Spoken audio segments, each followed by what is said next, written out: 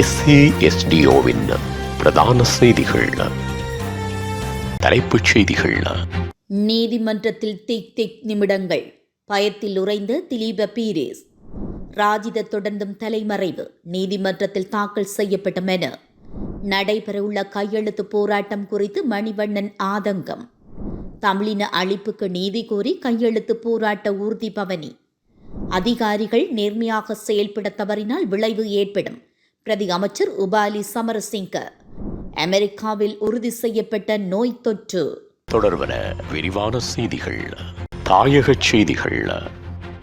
முன்னாள் ஜனாதிபதி ரணில் விக்ரமசிங்கவை பிணை தொடர்பிலான கடந்த 22ஆம் தேதி வழக்கு நாள் முடிவுக்கு வந்ததும் வெளியில் ஏற்பட்ட குழப்பம் காரணமாக 1 மணி நேரத்திற்கு மேலாக தான் நீதிமன்றத்திற்குள் இருக்க வேண்டி ஏற்பட்டதாக மேலதிக மன்றாடிய நாயகம் திலீப பீரிஸ் தெரிவித்துள்ளார். வழக்கில் குற்றப்புலனாய்வுத்துறை சார்பாக கருத்து தெரிவிக்கும் போது அவர் இவ்வாறு கூறினார். தனது வாத பிரதிவாதங்களை முன்வைத்த போது தனக்கு பல இடையூறுகள் ஏற்பட்டதாகவும் நீதிமன்ற நடவடிக்கைகள் காணொலியாக பதிவு செய்யப்பட்டு சமூக ஊடகங்களில் வெளியிடப்பட்டதாகவும் திலீப பீரிஸ் இதன்போது குறிப்பிட்டுள்ளார். அத்துடன் கடந்த வழக்கு நாளில் வெளியில் ஏற்பட்ட குழப்பம் காரணமாக ஒரு ஆபத்தான சூழ்நிலை ஏற்பட்டிருந்ததாக அவர் மேலும் தெரிவித்துள்ளார். இந்த வகையான நடத்தை ஏற்றுக்கொள்ள முடியாது என்றும் அவர் குறிப்பிட்டுள்ளார்.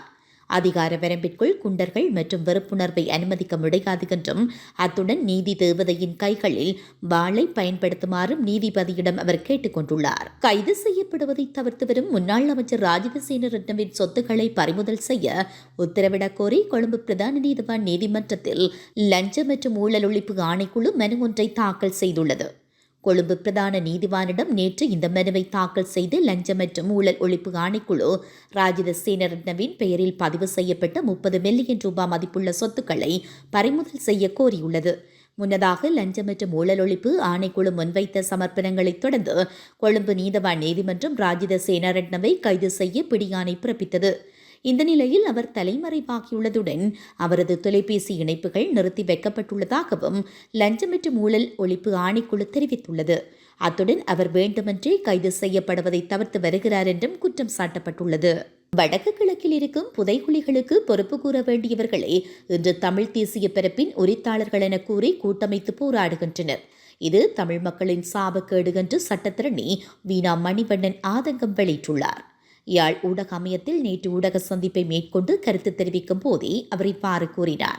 தமிழ் மக்கள் கூட்டணிக்கு அழைப்பு விடுக்காமையானது தேசிய பரப்பில் பயணிப்பவர்கள் என்று கூறி எதிர்வரும் 29ஆம் தேதியன்று கையெழுத்து போராட்டம் மேற்கொள்ள முயற்சிப்பவர்களின் தேசிய கொள்கைக்கு எமது நிலைப்பாடு ஒத்து வராது என்று நினைத்திருக்கலாம். அவர்கள் கூட்டு என்ற போர்வையில் எதை சாதிக்க முயல்கின்றார்கள் என்று தெரியவில்லை.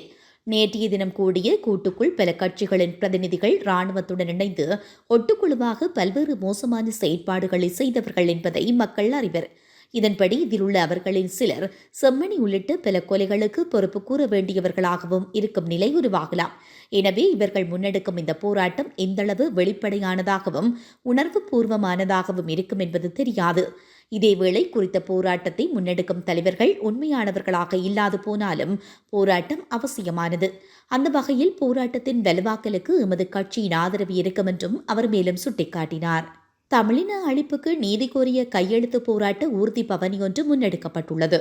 தாயக மண் மயான பூமியா தமிழின அழிப்புக்கு நீதி கோரிய நீதிக்கான ஓலம் என்ற வாகன பவனி செம்மணி மனித புதைகுழியில் இருந்து ஆரம்பமாகி 4 நாட்கள் கடந்த நிலையில் முல்லைத்தீவு மாவட்டத்தின் உடையார்கட்டு, புதுக்குடியிருப்பு, முள்ளியவளை, ஒட்டி சுட்டான் ஆகிய பகுதிகளில் மக்களிடம் கையெழுத்து சேகரிக்கும் பணி முன்னெடுக்கப்பட்டுள்ளது.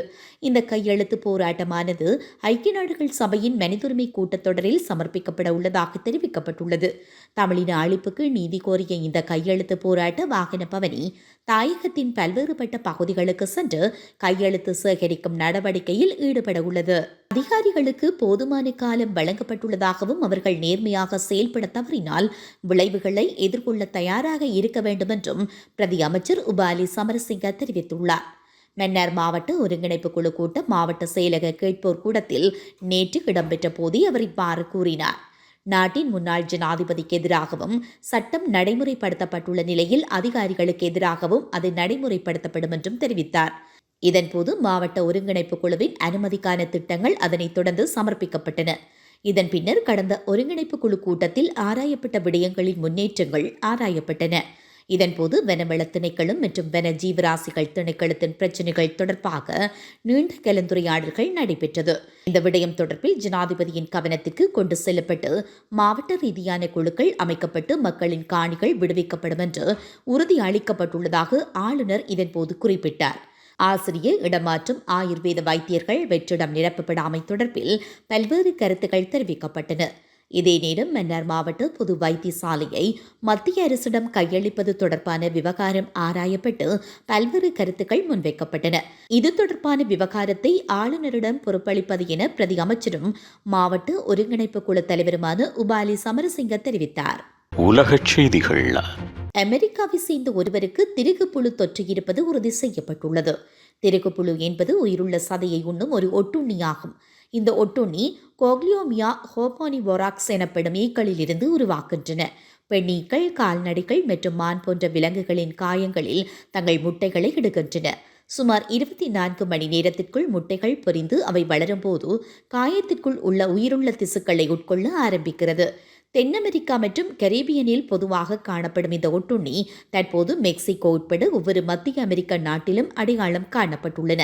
வெளிப்படையான காயங்களை கொண்ட நபர்கள், கால்நடைகளுடன் கிராமப்புறங்களில் பயணம் செய்பவர்கள் அல்லது அவற்றிற்கு அருகில் வசிப்பவர்கள் தொற்று நோய்க்கான அதிக ஆபத்தில் இருப்பதாக தெரிவிக்கப்பட்டுள்ளது. மீண்டும் தலைப்புச் செய்திகள்.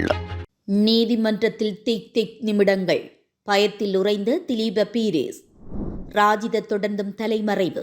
நீதிமன்றத்தில் தாக்கல் செய்யப்பட்ட மனு. நடைபெறவுள்ள கையெழுத்து போராட்டம் குறித்து மணிவண்ணன் ஆதங்கம். தமிழின அழிப்புக்கு நீதி கோரி கையெழுத்து போராட்ட ஊர்தி பவனி. அதிகாரிகள் நேர்மையாக செயல்பட தவறினால் விளைவு ஏற்படும். பிரதி அமைச்சர் உபாலி சமரசிங்க. அமெரிக்காவில் உறுதி செய்யப்பட்ட நோய் தொற்று.